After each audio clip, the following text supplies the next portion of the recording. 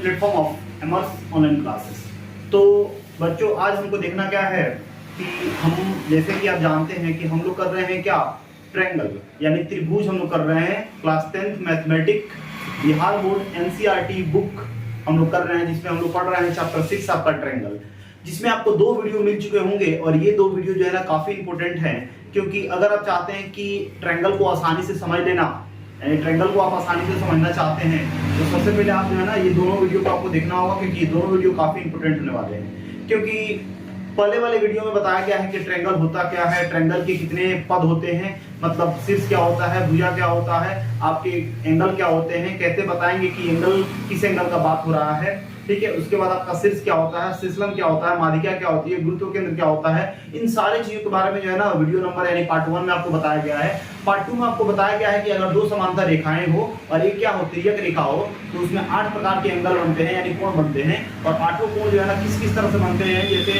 8 कोण में बहुत सारे कोण होते हैं, जैसे आपका सम्मुख कोण होता है, शीर्षाभिमुख कोण होता है, उसके बाद क्या होता है आपका वर्टिकली अपोजिट एंगल होता है, जिसको हम कहते हैं क्या, सम्मुख कोण कहते हैं या शीर्षाभिमुख कोण कहते हैं। और जो आपका क्या बोलते हैं, आपको अंतर एकांतर कोण होता है, बाह्य एकांतर कोण होता है, सह कोण होता है, बाह्य अंतर कोण होता है। ये सारे को हम कैसे समझते हैं, किस तरह से जानेंगे, किस तरह से पहचानेंगे, ठीक है। इन सारी चीजों के बारे में हम लोगों ने जो है ना आपको क्लास क्या बोलते हैं सेकंड वाले क्लास में हम लोगों ने डिस्कस किया था, यानी सेकंड पार्ट वाले वीडियो में हमने यहाँ पे काम किया हुआ, हम लोग वहाँ पे काम किए हुए थे, ठीक है। तो आज के क्लास में हमें देखना है क्या है कि त्रिभुज के प्रकार क्या होते हैं।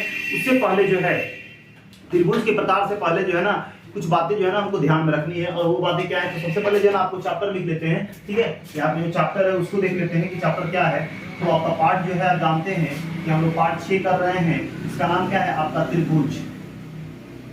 त्रिभुज इसको हम क्या कहते हैं, ट्रायंगल कहते हैं,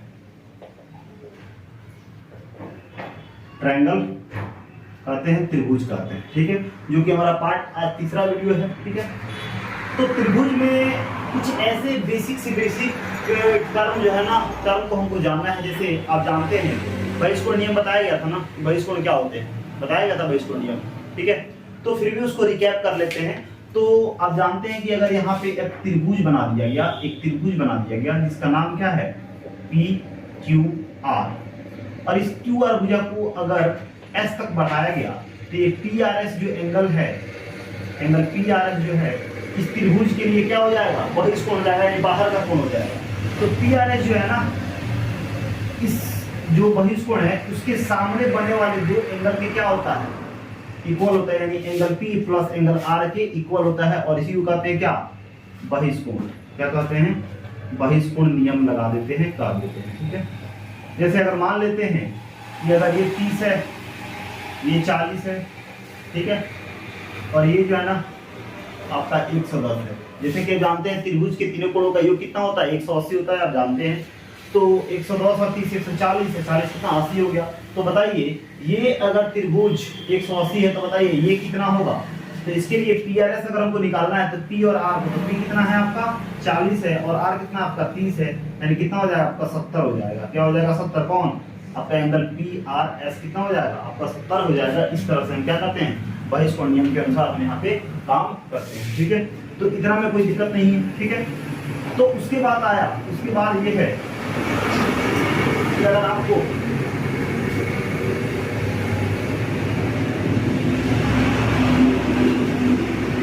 जैसे अगर बोला जाए कि यहाँ पे क्या है, एक सरल रेखा है, और इस सरल रेखा पे जो है ऐसा कोण बना हुआ है, और यहाँ पे ऐसे इस तरह का एंगल बना हुआ है, जो बना हुआ है, इसका नाम है P, इसका नाम है Q, इसका नाम है R, इसका नाम है S, और इसका नाम है O। तो यहाँ पर क्या हुआ कितना, ये 35 डिग्री है, ये 60 डिग्री है। तो पता करना है ये X कितना डिग्री होगा। तो आप जानते हैं कि अगर एक सरल रेखा है तो उस पर एक ही और बने कोणों का योग कितना होता है, 180 होता है, उसको क्या कहते हैं, रैखिक युग्म निकालते हैं, ठीक है। क्लास 9 में आप पढ़े होइएगा, ठीक है। तो हम लिख सकते हैं कि आपका एंगल POR क्या लिखेंगे, आपका POR angle POR plus angle POQ plus angle QOS कितना हो जाएगा 180, और यह क्या लिखेंगे, रैखिक युग्म, रैखिक युग्म लिखेंगे। अब POR कितना है तो 35 डिग्री, पी ओ क्यू कितना है तो हमको नहीं पता है, एक्स बोला है तो एक्स डिग्री, और क्यू एस कितना है 60 डिग्री, और ये सब किसके इक्वल है 180 के इक्वल। तो 60 3 90 यानी 95 डिग्री हो जाएगा, प्लस में क्या हो जाएगा एक्स डिग्री बराबर 180 डिग्री। अब 95 प्लस में इधर जाएगा तो माइनस में, यानी एक्स का वैल्यू कितना हो जाएगा 180, जो कहते हो 95 प्लस में जाए तो माइनस में। अब x का वैल्यू कितना हो जाएगा 10 में 5 गया 5, 8 में से 9 7 में 17 में से 17 में से 7 में से 9 नहीं जाएगा, यानी 17 में से 9 गया 9 8 कितना हो जाएगा 17 हो जाएगा। ठीक है, कोई दिक्कत नहीं है, हो जाएगा कितना 85 डिग्री हो जाएगा। क्या हो जाएगा 85, यानी x कितना आ गया 85 डिग्री। ठीक है, कोई दिक्कत नहीं है। ठीक है, तो इस तरह से हम क्या करते हैं आपका एंगल निकालते हैं। ठीक है, और आप तो जानते ही हैं कि अगर त्रिभुज दिया हुआ है और ये एबीसी अगर त्रिभुज है और ये दिया हुआ है 40, ये दिया हुआ कितना 45, तो इस ट्रायंगल को निकालना है तो हम कैसे निकालेंगे। तो हम जानते हैं angle A plus angle B और प्लस एंगल सी बराबर कितना 180, और रीजन क्या एएसपी, मतलब त्रिभुज के तीनों कोणों का योग कितना होता है 180 होता है। एंगल ए कितना है 40 है, एंगल बी कितना है, तो एंगल बी जो है वो आपको दिया हुआ कितना 45, और एंगल सी कितना बोला हुआ है x है 180 है। अब जोड़ देंगे 40 से 85 हो जाएगा, अब प्लस कितना x बराबर कितना 180 हो जाएगा। अब x बराबर कितना हो जाएगा 180 में से क्या करेंगे 85 को बढ़ा देंगे कि नहीं करा देंगे, तो कितना हो जाएगा बताइए आपका हो जाएगा यहाँ पे 95 डिग्री हो जाएगा। क्या हो जाएगा 95। तो इस तरह से अगर त्रिभुज में दो कोण दिया हो तीसरा नहीं दिया हो तो आराम से निकाल सकते हैं, और एक ही रेखा पर कुछ कोण बने हुए हैं उसमें से दो दिया हुआ एक नहीं दिया हुआ तो आराम से आप क्या कर सकते हैं निकाल सकते हैं। ठीक है, इतना कोई दिक्कत नहीं है। तो पहले वाले पार्ट वाले वीडियो में हम लोग देख चुके थे। ठीक है, इतनी सारे को हम रिकैप करा रहे हैं। ठीक है, ताकि अगर इसमें कोई दिक्कत हो तो आप यहाँ पे समझ सकते हैं बढ़िया से। ठीक है, तो कुछ कोण के बेसिस पे यहाँ पे काम कर लिया जाए, कुछ कोण के बेसिस पे चीजों को देख लिया जाए, और वो सब चीजें क्या है चलिए देखते हैं। अगर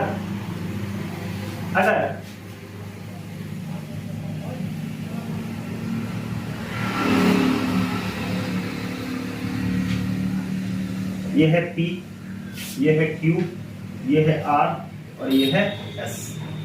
ठीक है, बोला हुआ है कि PQ जो है ना, PQ जो है ना समांतर है किसके SR के, और QR जो है एक तिर्यक रेखा, एक तिर्यक रेखा यानी तीसरी रेखा है। ठीक है, अगर यहाँ का एंगल 70 डिग्री है, यहाँ का एंगल जो है 70 डिग्री है, यानी यहाँ पर दिया हुआ एंगल पी क्यू आर जो है ना 70 डिग्री है, तो ज्ञात करना है। क्या ज्ञात करना है? ज्ञात करना है। क्या ज्ञात करना है? तो क्यू आर एस, ज्ञात कीजिए एंगल क्यू आर एस कितना होगा।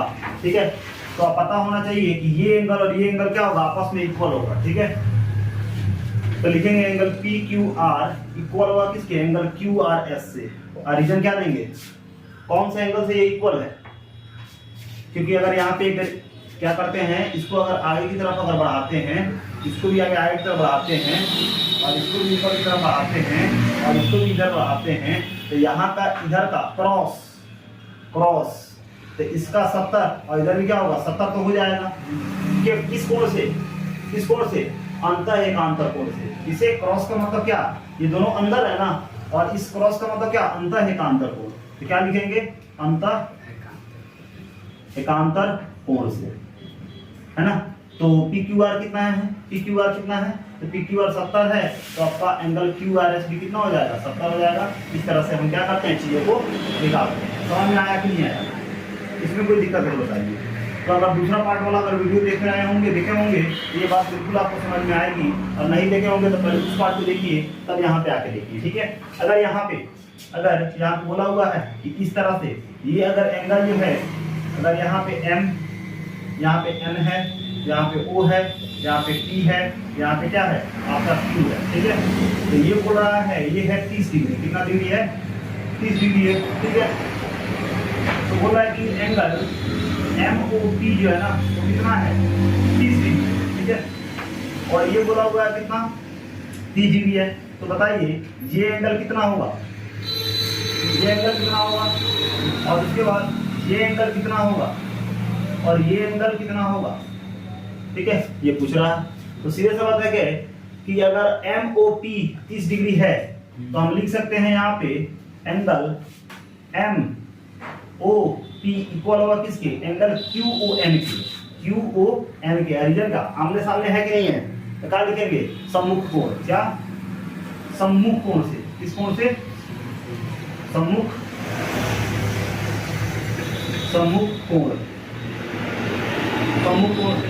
अब MOP कितना है, 30 डिग्री है, ये भी क्या हो जाएगा आपका 30 डिग्री होगा कि नहीं होगा, मतलब QON क्या निकल गया आपका 30 डिग्री निकला कि नहीं निकला, ये निकल गया। ठीक है, अब देखिए आपका QOP एक सरल रेखा है कि नहीं है, यहाँ पे QOP एक सरल रेखा है, यहाँ पे QOP के इस साइड में कितना डिग्री एंगल बना है, ये पूरा जो रेखा है इसमें कितना डिग्री का कोण बनता है, 180 बनता है कि नहीं बनता, रैखिक युग्म से। तो हम लिख सकते हैं क्या, angle MOQ plus angle MOP बराबर कितना है, 180। रीजन क्या, रैखिक युग्म, रैखिक युग्म से। तो MOP कितना दिया हुआ है, तो MOP दिया हुआ 30 प्लस में कितना, एंगल MOQ तो इसे ठीक है बराबर कितना, 180 होगा कि नहीं होगा। अब एंगल MOQ निकालना है तो क्या करेंगे, 180 में से 30 घटाएंगे, कितनी घटाएंगे, मतलब ये कितना हो जाएगा, 150 डिग्री होगा कि नहीं होगा। तो एंगल MOQ कितना हो जाएगा, 150 डिग्री होगा कि नहीं होगा। MOQ क्या हो गया, 150 डिग्री आया कि नहीं आया। अब बताइए ये जो आपका MOQ है यहाँ पर लिखेंगे, चूंकि MOQ एंगल MOQ इक्वल होगा किसके, PON के, एंगल PON के रीजन क्या आमने सामने है ना, तो सम्मुख कोण, सम्मुख कोण से। तो बताइए MOQ कितना है, 150, तो ये भी कितना हो जाएगा, 150 होगा कि नहीं होगा, यानी PON जो होगा ना वो भी क्या हो जाएगा आपका 150 हो जाएगा। यानी इस तरह से हम काम करते हैं, इस तरह से चीजों को हम क्या करते हैं, निकालते हैं। अगर आप दूसरा वाला वीडियो देखे हुए हैं, ये सारी बातें आपको समझ में आ रही हैं। अगर इतना सारा बात क्लियर है, इतना सारा बात अगर आप समझ पा रहे हैं, तो अब यहाँ पे हम देखेंगे क्या, आपका त्रिभुज के प्रकार। ठीक है, यानी त्रिभुज के कितने प्रकार होते हैं, आपके भुजा के आधार पे और कोण के आधार पे, इन सारी चीजों को क्या करना है, अभी आपको देखना है। तो इतना में कोई दिक्कत नहीं है, समझ में आ रहा है। तो चलिए अब इसको मिटाते हैं और देखते हैं क्या आपका त्रिभुज के प्रकार को। ठीक है, तो इन सारे एंगल, ये सारे एंगल जो है काफी जरूरी है, जो कि आपको 9th में पढ़ना था और 10th में तो पढ़ना ही है। ठीक है, तो इन सबको हम रिकैप करा दिए हैं। ठीक है, इस तरह से जो है ना आपको क्वेश्चन पूछेगा और कैसे कैसे क्वेश्चन आते हैं। ठीक है, ये जो था ना थोड़ा सा हिंट हमने दे दिया है, थोड़ा सा हिंट हमने दिया है, और आप इसके अनुसार जो है ना कोई भी एंगल को आप पता कर सकते हैं, बता सकते हैं। ठीक है, तो अब बात आया कि हमारा जो मेन टॉपिक है, ये सारे जो पीछे वाले बात थे, अब जरा आपका मेन टॉपिक है त्रिभुज के प्रकार। क्या टॉपिक क्या है, त्रिभुज के प्रकार, यानी क्लासिफिकेशन ऑफ पॉलिनोमियल्स, पॉलिनोमियल्स कर रहे हैं, क्लासिफिकेशन ऑफ ट्रायंगल यानी ट्रायंगल के प्रकार। ठीक है, यानी त्रिभुज दो प्रकार के होते हैं। कितने प्रकार के होते हैं, 2 प्रकार के होते हैं। ठीक है, एक भुजा के आधार पे, भुजा के आधार पर क्या कहते हैं, on the basis of side, एक भुजा के आधार पे होता है, और ये क्या होता है, कोण के आधार पे होता है। क्या होता है, कोण के आधार पर, कोण के आधार पर, यानी on the basis of angles, angle के बेसिस पे। ठीक है, तो अब यहाँ पे जानेंगे भुजा के आधार पे कितने तरह के त्रिभुज होते हैं, और कोण के आधार पे। तो कोण के आधार पे आप क्लास 9 में पढ़े होंगे, 6 चैप्टर में लाइन्स एंड एंगल्स यानी रेखाएं और कोण में बहुत सारे कोण के बारे में, 7-8 कोण के बारे में पढ़े हुए हैं। लेकिन हमको क्लास 10 में जो है ना कोण जो है ना कुछ लिमिटेड ही पढ़ना है, ज्यादा नहीं पढ़ना है। तो पहला जो है आपका भुजा के आधार पर, भुजा के आधार पर त्रिभुज के प्रकार, त्रिभुज के प्रकार। ठीक है, समझ में आया। तो पहला होता है क्या, आपका होता है क्या, समकोण त्रिभुज, समकोण त्रिभुज। ठीक है, जिसको हम क्या बोलते हैं, समकोण त्रिभुज को बोलते हैं क्या आपका क्या बोलते हैं, equilateral triangle, equilateral triangle, equilateral triangle बोलते हैं। दूसरा क्या होता है? दूसरा आपका होता है समद्विबाहु त्रिभुज, समद्विबाहु त्रिभुज जो कहते हैं आइसोसेलेस ट्रायंगल, आइसोसेलेस ट्रायंगल। और तीसरा क्या होता है आपका? समद्विबाहु हो गया, समकोण हो गया, और क्या होता है एक आपका स्केलन, यानी एक समकोण, एक समद्विबाहु, और एक क्या होता है आपका विषम बाहु होता है। हाँ, विषम बाहु त्रिभुज, विषम बाहु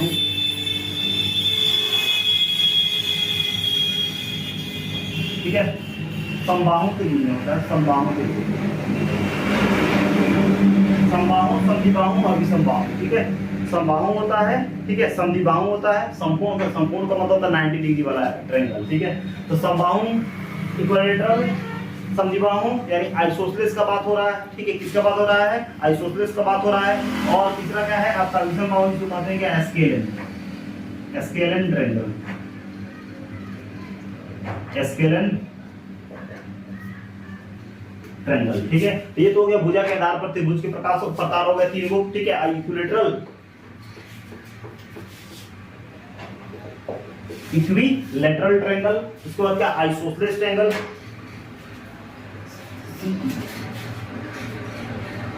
आइसोसेलेस ट्रायंगल, ISOSCE,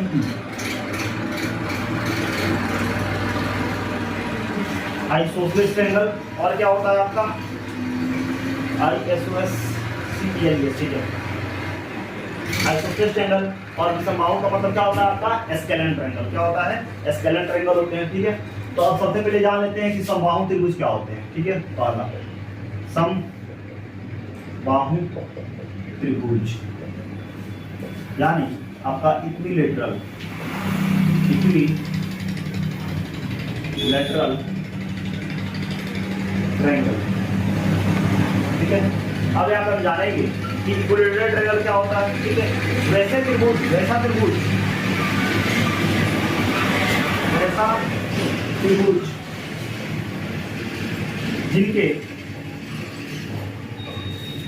तीनों भुजाएं, तीनों भुजाएं बराबर होती है, बराबर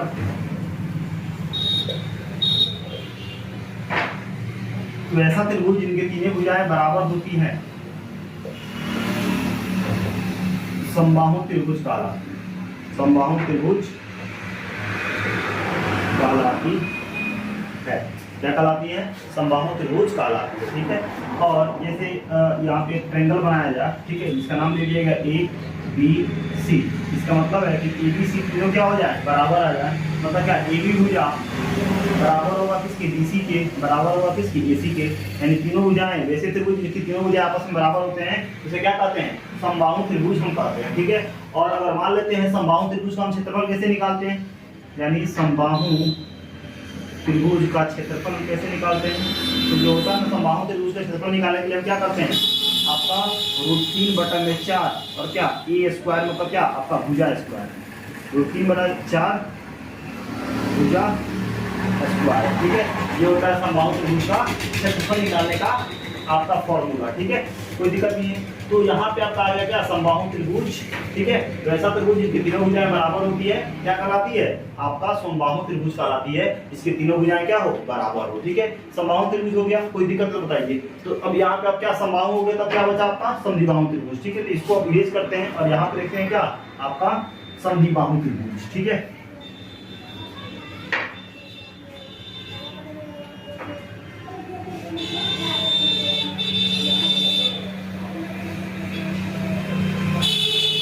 अब क्या है? दूसरा जो है आपका क्या? समद्विबाहु त्रिभुज। ठीक है, दूसरा क्या है? समद्विबाहु त्रिभुज, समद्विबाहु त्रिभुज यानी आइसोसेलेस ट्रायंगल, आइसोसेलेस ट्रायंगल क्या होते हैं? ठीक है, तो लिखेंगे वैसा त्रिभुज, वैसा त्रिभुज जिसके कोई भी दो भुजा बराबर होते हैं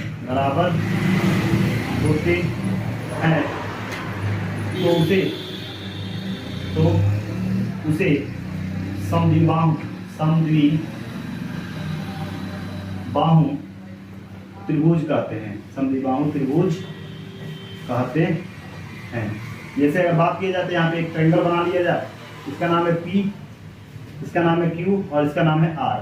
मतलब क्या, इनमें से कोई भी दो भुजा मान लेते हैं, ये इसके बराबर हो गया और ये बराबर नहीं हुआ, ठीक है। हम लिख सकते हैं कि PQ जो है ना बराबर है किसके, QR के, लेकिन ये बराबर नहीं है किसके, PR के। मतलब क्या, दो भुजा अगर बराबर हैं और तीसरा बराबर नहीं है, कोई भी दो भुजा बराबर हो और तीसरा बराबर नहीं है, तो उसे क्या कहते हैं हम लोग, समद्विबाहु त्रिभुज कहते हैं। और समद्विबाहु त्रिभुज क्या होता है, समद्विबाहु त्रिभुज का क्षेत्रफल क्या होता है, तो समद्विबाहु त्रिभुज का क्षेत्रफल। तो समद्विबाहु त्रिभुज का क्षेत्रफल कितना होता है, तो समद्विबाहु त्रिभुज का क्षेत्रफल जो होता है वो P/4 होता है और √4a² और माइनस क्या होता है, b² होता है, ठीक है। क्या होता है, B/4 होता है और इंटू में क्या होता है आपका √4a² और माइनस क्या होता है, b² होता है। ये क्या आपका समद्विबाहु त्रिभुज का क्या होता है, आपका क्षेत्रफल होता है। तो इन सारी चीजों को याद रखिए, ठीक है। और जो तीसरा है वो क्या है आपका स्केलेन ट्रायंगल, यानी विषमबाहु त्रिभुज। क्या है, विषमबाहु त्रिभुज, यानी भुजा के आधार पर तीन प्रकार के जो भुजा होते हैं, तीन प्रकार के जो त्रिभुज होते हैं, उनका जो है ना यहाँ पे सारा कंप्लीट जो रूल है ये सारे। तो तीसरा क्या है, तो तीसरा जो है आपका विषमबाहु त्रिभुज, इसको कहते हैं क्या, स्केलेन ट्रायंगल, ठीक है। तो लिखते हैं क्या, वैसा त्रिभुज जिनके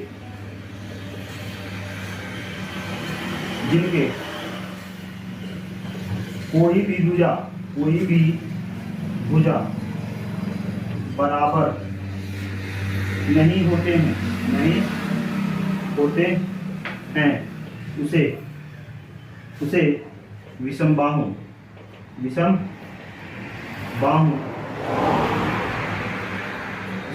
त्रिभुज कहते हैं। विषमबाहु त्रिभुज कहते हैं।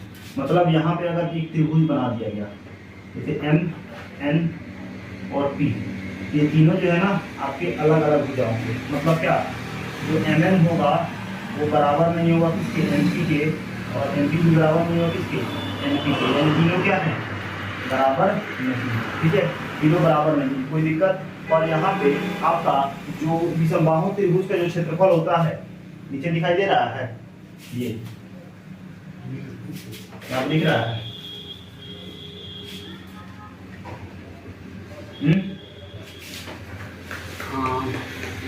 विषमबाहु त्रिभुज का जो क्षेत्रफल होता है वो होता है क्या, √S × S - A, S - B और S - C होता है, ठीक है। और जहां पे जो S होता है वो होता है क्या, जहां S बराबर होता है क्या, अर्ध परिमाप पे, ठीक है। और अर्ध परिमाप कैसे निकालते हैं, तो A + B + C अब बटा में क्या, 2, इस तरीके से निकालते हैं, ठीक है। यानी तीनों भुजाओं का जो अब बटा में 2 कर देते हैं तो निकल जाता है S, और फिर आपका पहला भुजा, दूसरा भुजा, तीसरा भुजा घटा देते हैं और इस तरह से हम काम करते हैं। तो नॉर्मली ये जो आपका विषमबाहु त्रिभुज का जो क्षेत्रफल होता है, इसी क्षेत्रफल का जो फॉर्मूला है, ये इसको हम क्या कहते हैं, हीरोन्स फॉर्मूला कहते हैं। और इसको जो है आपको 12 चैप्टर में, यानी क्लास 9th में आपको 12 चैप्टर में पढ़ना है एनसीईआरटी में, क्या आपका हीरोन्स फॉर्मूला, ठीक है। तो हीरोन्स फॉर्मूला जो है ना आपका विषमबाहु त्रिभुज निकालने का भी क्या है, फॉर्मूला है। यानी कहने का मतलब है कि वैसे आप तो ये भी कहेंगे कि त्रिभुज का फॉर्मूला तो ये होता है कि 1/2 1/2 और गुना आधार गुना क्या होता है, ऊंचाई होता है, ठीक है। तो ये जो है ना ये वैसे त्रिभुज हैं जिनका एक कोण यानी समकोण त्रिभुज का जो है ना समकोण त्रिभुज का क्षेत्रफल निकालने के लिए हम क्या करते हैं, आपका 1/2 आधार गुना ऊंचाई यानी बेस इनटू हाइट का यूज करते हैं। लेकिन वो ट्रायंगल जिसमें आपका ये समकोण नहीं हो, ठीक है, मतलब जो एंगल हो वो 90 डिग्री नहीं हो, एक एंगल 90 डिग्री नहीं हो, मतलब क्या अलग अलग हो, तो उसके लिए हम क्या करते हैं, आपका हीरोन्स फॉर्मूला का यूज करते हैं, ठीक है। हाँ, तो 1/2 गुना आधार गुना ऊंचाई जो है ना वो खाली होता है आपका समकोण त्रिभुज के लिए होता है, ठीक है। लेकिन समकोण नहीं हो अगर दूसरा त्रिभुज दे दे, ठीक है, तो उसके लिए क्या है आपका ये हीरोन्स फॉर्मूला, यानी आपका निकालना होगा s a + b + c / 2, यानी s निकाल लेंगे तो वहां पे क्या √s × s - a s - b और s - c का फॉर्मूला का यूज करेंगे और इस तरह से आपका त्रिभुज का एरिया निकल जाएगा, यानी आपका क्षेत्रफल निकल जाएगा, ठीक है। तो इस तरह से हमने जाना कि आपका भुजा के आधार पर 3 प्रकार के त्रिभुज होते हैं, समबाहु त्रिभुज, समद्विबाहु त्रिभुज और विषमबाहु त्रिभुज। समबाहु त्रिभुज का मतलब क्या होता है, जिसको तीनों भुजा बराबर होते हैं, ठीक है। समद्विबाहु का मतलब क्या होता है, जिसके कोई भी 2 भुजा बराबर होते हैं। और आपका विषमबाहु का मतलब क्या होता है, इसके तीनों भुजा बराबर नहीं होते हैं, तीनों क्या होंगे, अलग अलग लेंथ के होंगे, तीनों का जो आपका लंबाई होगा, जो मैग्नीट्यूड होगा, जो वैल्यू होगा, जो मान होगा, वो क्या होगा, अलग अलग होगा, ठीक है। तो इस तरह से भुजा के आधार पर जो है ना कोण के प्रकार को हम बिल्कुल आसानी से जो है ना समझ सके। अब चलिए अगले स्लाइड में देखते हैं क्या आपके कोण के आधार पर त्रिभुज के प्रकार को देखते हैं कि कोण के आधार पर त्रिभुज के प्रकार जो है ना क्या होते हैं, ठीक है, उसको देखते हैं। चलिए, तो अब देखना है यहाँ पे क्या आपका, हमने भुजा के आधार पर त्रिभुज के प्रकार देख लिया, अब कोण के आधार पर त्रिभुज के प्रकार, ठीक है। कोण के आधार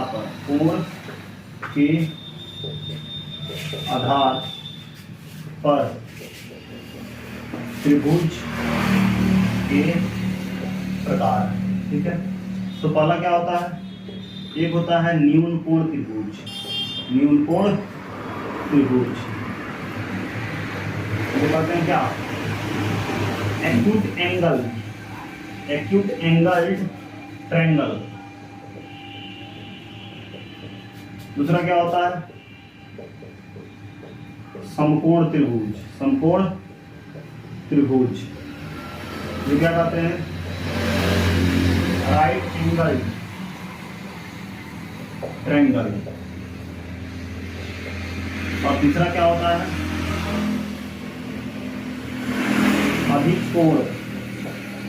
अधिक कोण त्रिभुज, जो क्या कहते हैं, ऑब्ट्यूस एंगल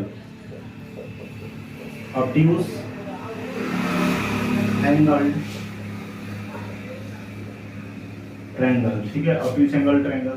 तो सबसे पहले हम देख लेते हैं क्या आपका न्यून कोण त्रिभुज, तो क्या बोलते हैं, एक्यूट एंगल ट्रायंगल क्या होता है। तो न्यून कोण त्रिभुज को हम ऐसे परिभाषित कर सकते हैं कि वैसे त्रिभुज जिसके सारे जो कोण होते हैं, जिसके सारे कोण जो है ना वो 90 डिग्री से कम हो, तो उसे हम क्या कहते हैं, 90 डिग्री से कम हो, लेकिन 90 डिग्री से 0 और 90 के बीच में ही हो। और आप जानते हैं त्रिभुज का तीनों कोणों का योग तो 180 होता है, तो जानते हैं कोई भी त्रिभुज तो होगा, तो उन तीनों का अगर कोई भी त्रिभुज है, सीधे सा मतलब है कोई भी त्रिभुज है तो तीनों कोणों का योग तो 180 तो होगा ही होगा, ठीक है, ये तो क्लियर है।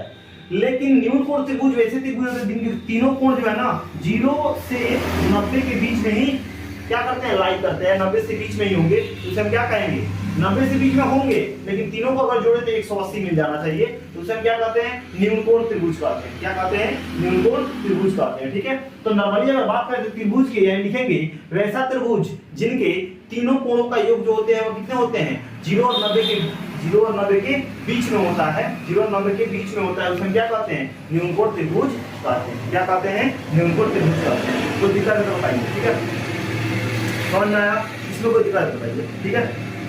तो चलिए अब इसका परिभाषा को हम लिख लेते हैं, ठीक है।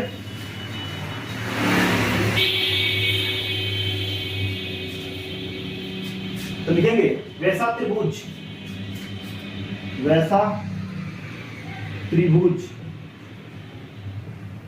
जिसमें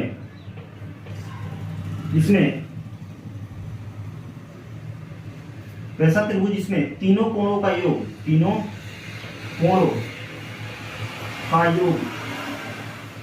0 डिग्री से अधिक व 90 डिग्री से कम होता हो उसे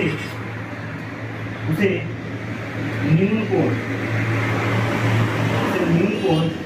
त्रिभुज कहते हैं।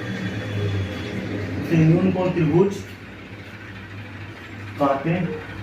उसे क्या कहते हैं? न्यून कोण त्रिभुज कहते हैं। मतलब कोई भी त्रिभुज हो, तीनों कोण जो है ना वो क्या हो, 0 से अधिक हो लेकिन 90 से कम हो तो उसे क्या कहते हैं? न्यून कोण कहते हैं। अब इसका मतलब नहीं है कि 0 से अधिक और 90 से कम हो तो तीनों एंगल को जोड़े तो 180 से ज्यादा आ जाए, नहीं, 180 होना चाहिए लेकिन 0 और 90 के बीच में होना चाहिए। ऐसे अगर बात करें तो यहाँ पे अगर हम लिखते क्या, ए बी सी 45, ठीक है, आपका 35, ठीक है, और यहाँ पे 55 लिख देते हैं, ठीक है, तो 80।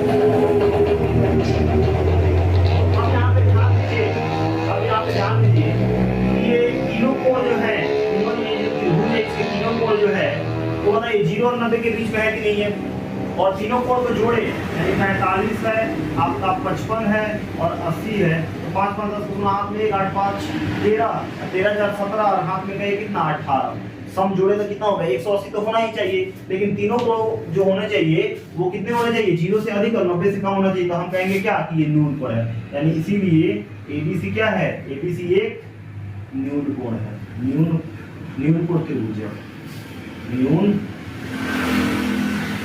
कोण त्रिभुज है, क्या है, न्यून कोण त्रिभुज है, ठीक है। अब आता है क्या आपका समकोण त्रिभुज, समकोण त्रिभुज, समकोण त्रिभुज क्या होता है, ठीक है, इसे कहते हैं क्या, right angle triangle, right angle triangle. तो राइट एंगल ट्रायंगल क्या होते हैं, तो राइट एंगल ट्रायंगल को हम ऐसे बता सकते हैं कि वैसा त्रिभुज इसके एक एंगल क्या हो, एक एंगल क्या हो आपका 90 डिग्री हो, एक एंगल क्या हो 90 डिग्री, वैसा त्रिभुज जिसमें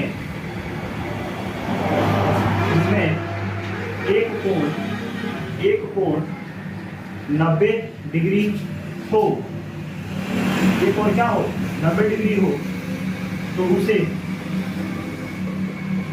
समकोण त्रिभुज कहते हैं, समकोण त्रिभुज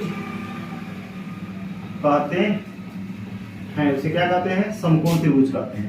जैसे अगर बात करें तो यहाँ मान लेते हैं PQR है, ठीक है, ये है आपका 90 डिग्री, ठीक है, कोई दिक्कत नहीं है, ये मान लेते हैं कितना 30 डिग्री है, ठीक है, और ये कितना है 50 डिग्री है, तो 50 5 3 80 मान लेते हैं ये 60 कितना 90 और 90 90 कितना होता है 18, 180 होता है, तो ये क्या हो गया समकोण त्रिभुज है, यानी PQR, इसलिए लिखेंगे आपका PQR त्रिभुज PQR, यहाँ पे त्रिभुज ABC, ठीक है, त्रिभुज ABC, त्रिभुज PQR एक समकोण है, समकोण त्रिभुज है। क्यों समकोण त्रिभुज है, क्योंकि एक कोण क्या है आपका 90 डिग्री है। अब बात है तीसरा, ये क्या होता है आपका अधिक कोण, क्या होता है अधिक कोण, ठीक है, तो कहते हैं क्या ऑब्ट्यूज एंगल, ऑब्ट्यूज एंगल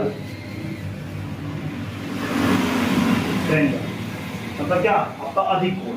तो अधिक कोण क्या होता है, तो अधिक कोण का मतलब ये होता है कि वैसा त्रिभुज जिसके तीनों कोण जो होते हैं ना वो 90 से अधिक लेकिन 180 से कम होते हैं, उसे हम क्या कहते हैं 90 से अधिक 180 से कम होते हैं, उसे क्या कहते हैं अधिक कोण, ठीक है।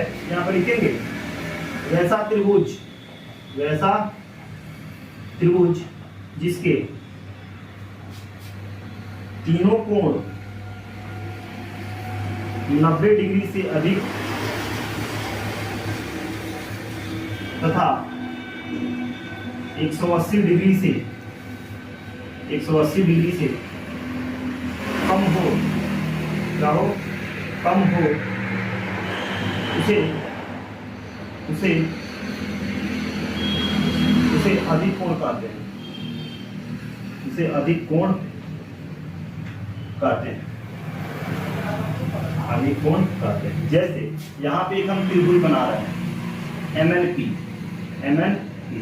अब हमने यहाँ पे रखा किसको, मतलब जैसे मान लेते हैं हम यहाँ पर रखते हैं किसको 95, ठीक है, इसको रखते हैं क्या आपका 105, ठीक है, तो 110, 90, 190 ज़्यादा हो जाएगा ना, ज़्यादा हो जाएगा। हमको तो सिर्फ 90 से अधिक रखना है, मान लेते इसको हम रख देते हैं कितना आपका 91 रख देते हैं, ठीक है, इसको मान लेते हैं हम रख देते हैं कितना आपका 39 रख देते हैं, ठीक है, और इसको 39 से 91 हो गया, 39 को जोड़ दीजिए तो 9 1 10 को सुना आपने 130, तो कितना बचा आपका 50, इसको मान लेते हैं 50, ठीक है।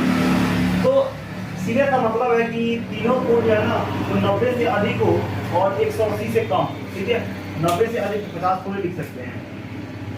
अब तीनों कोण जो है ना आपका क्या है 180 से अधिक है, तो हम यहाँ पे क्या लिख सकते हैं बताइए। अब 30 एंगल का मतलब क्या होता है कि हाँ जिसके तीनों कोण नहीं, जिसके एक कोण 90 से अधिक बनाइए 180 से कम, ठीक है। तो न्यून कोण का मतलब क्या है, जिसके तीनों कोण जो है ना, इसके तीनों कोण जो है वो क्या हो, न्यून कोण का मतलब तीनों कोणों का योग छोड़े, तीनों कोण इसके तीनों कोण 0 डिग्री से अधिक, 0 डिग्री से अधिक हो, 90 से कम हो, तो उसके बाद क्या न्यून कोण। समकोण का मतलब क्या होता है, एक कोण कितना हो 90 डिग्री हो, समकोण का मतलब एक कोण 90 डिग्री हो, और अधिक कोण का मतलब है जिसकी एक कोण क्या होता है 90 डिग्री और 180 के बीच में होता है। जैसे मान लेते हैं क्या हम इसको 120 रख सकते हैं, इसको 40 रख सकते हैं और इसको 20 रख सकते हैं, 40 40 80 हो गया। मतलब देखिए एक कोण क्या हो तो अधिक कोण क्या होता है, वैसा त्रिभुज जिसकी एक कोण 90 डिग्री से अधिक और 180 से कम हो उसे क्या कहते हैं, उसे अधिक कोण कहते हैं। देखिए ये वो कोण क्या है 90 से अधिक है कि नहीं है, 90 से अधिक है, ठीक है, तो उसे हम क्या कहेंगे अधिक कोण कहेंगे। तो बताइए न्यून कोण समझ में आया, न्यून कोण क्या होता है, तो वैसा त्रिभुज जिसका प्रत्येक कोण क्या होता है, जिसके तीनों कोणों का तीनों जो कोण है वो कितने होते हैं, तीनों कोण जो है ना आपके न्यून कोण होते हैं। मतलब क्या तीनों कोण का मतलब क्या है, यानी न्यून कोण वैसा त्रिभुज होता है जिसके तीनों कोण जो है ना वो 0 से अधिक और 90 से क्या होता है कम होता है, उसे हम कहते हैं क्या न्यून कोण कहते हैं। और आपका समकोण क्या होता है, तो वैसा त्रिभुज इसके एक एंगल यानी एक कोण जो होता है वो क्या होता है 90 डिग्री होता है। एक कोण जो है ना अगर एक कोण 90 डिग्री है उसे हम क्या कहते हैं समकोण कहते हैं। और अधिक कोण क्या होता है, तो वैसा त्रिभुज जिसके एक कोण 90 से अधिक और 180 से कम होता है उसे हम क्या कहते हैं आपका अधिक कोण कहते हैं। क्या कहते हैं, अधिक कोण कहते हैं। तो इस तरह से हमारा त्रिभुज का प्रकार जो है ना खत्म हो गया। यानी आपका भुजा के आधार पर त्रिभुज 3 प्रकार के होते हैं, ठीक है। आपका समकोण क्या बोलते हैं, आपको बोलते हैं समबाहु, समद्विबाहु और क्या आपका ये विषमबाहु, ठीक है। उसका परिभाषा भी देखे हैं, उसका रूल्स भी देखे हैं, उसका फीचर भी देखे हैं, यानी विशेषता को भी देखे हैं, उसका नियम को भी देखे हैं, ठीक है। उसके फॉर्मूला को भी देखे हैं कैसे हम निकालते हैं। उसके बाद कोण के आधार पर त्रिभुज के प्रकार भी हमने देख लिया, समकोण, आपका न्यून कोण और आपका अधिक कोण, ठीक है। अब अगले क्लास में हम देखेंगे क्या आपका, हम अगली क्लास में जो है ना आपको देखेंगे क्या सिमिलरिटी यानी समरूपता देखेंगे, ठीक है। और इस तरह से हम आगे बढ़ते जाएंगे, ठीक है। फिर मिलते हैं अगले क्लास में अगले वीडियो के साथ। अगर आपको ये वीडियो अच्छा लगा, आपको बात समझ में आई, आप बढ़िया से समझ पा रहे हैं, ट्रायंगल को आसानी से समझ पा रहे हैं, तो हमारे चैनल को सब्सक्राइब कीजिए, लाइक कीजिए और अपने फ्रेंड्स के पास भी शेयर कीजिए, ताकि वो लोग भी जो है आपको मैथमेटिक्स जो है ना अच्छे से पढ़ सके, अच्छे से आसानी से समझ सके, ठीक है। Thank you.